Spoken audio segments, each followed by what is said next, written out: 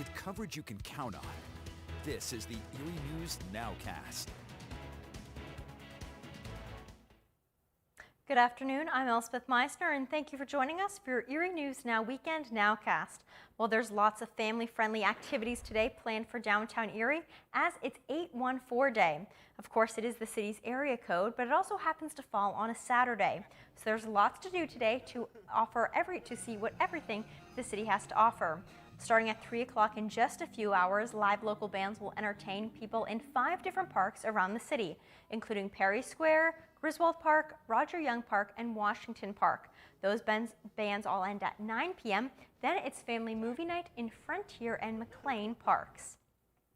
Turning now to news that we have breaking out of this morning, there was 5 cars damaged in a police chase yesterday. According to state police, William Houston committed a traffic violation which led to the police chase. It started on I-79 near the exit for the Mill Creek Mall and ended on 12th and Green Garden. During the pursuit, 5 cars were damaged and there was minor injuries reported. Houston then fled the scene and state police caught him in a ravine on Green Garden. He was transported to UPMC for minor injuries. There's a number of charges against him right now, including recklessly endangering others, causing traffic accidents, as well as violations and fleeing from the scene. Turning now to news outside of Erie County, the 2020 census could end up costing the county millions of dollars in federal funding. With the population roughly 95,000 people, Erie County has dropped to the 5th largest city in Pennsylvania. The census found that the city lost about 7,000 people, which is a decline of nearly 7%. Since 2010, the county's population also declined by about 10,000 people over the past decade, bringing the total to 270,000. As for the census, there's found that 73% of Erie County residents self-responded to the survey, so census workers had to reach out to nearly a quarter of the population to get them to fill it out. Well, if you're a big fan of yard sales, Girard is certainly the place to be today. Today and happening right now, it was the 50th anniversary of the mile-long yard sale. All of Lake Street had homes participating in this yearly event, including the Girard Alliance Church. They had tents outside and several rooms inside the church filled with everything you can imagine, from furniture to clothing, toys, home goods, and kitchen accessories. Event organizer says it's great to see so many people come out to buy the products, but it's even better to see all the donations roll in. And where does all the money raised go to for the church? We have that answer coming up tonight on Erie News Now at 6 o'clock. Comic book lovers could rejoice in today because today there is a free comic book giveaway at Books Galore. Everybody from young children to adults could check out a variety of authors and editions of their favorite comic books. As you can see, there's some fun characters outside as well. They were all taking in the sights and sounds of all the comic books. Some of the top picks for kids was Sonic the Hedgehog. Some of the free comic books included Batman, Spider-Man, Suicide Squad, and Star Wars. The event was held today for a very special reason. It's a national promotion that the major comic book companies get involved with. This year, they're doing it on 814, which is kind of cool. It's 814 Day anyways, so really great for Erie. But we have a ton of amazing comics to give out.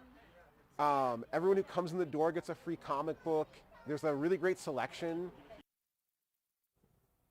There's certainly time to still head out and get a free comic book for yourself. The sale goes until 7 p.m. this evening.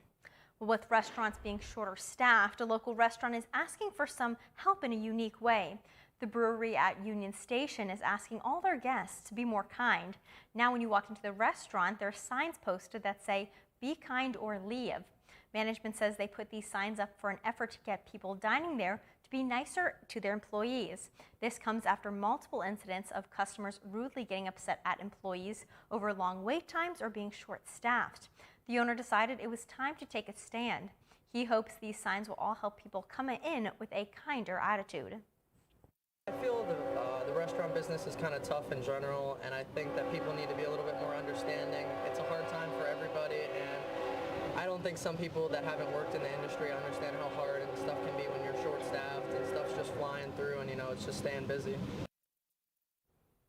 In good news, the owner says they've already gotten an outpouring of support from the community and other businesses. They hope this becomes a trend in other industries as well. Well, if you're planning on heading outside today, the Warren County Fair is the place to be, and it's wrapping up this weekend. All this week, we've shown you everything the fair has to offer, from animals to rides and especially that tasty fair food. But today, we're taking a look at the craft and produce competitions. Hundreds of items were entered in this year's competitions. From what you see here, there's certainly no shortage of talent in Warren County.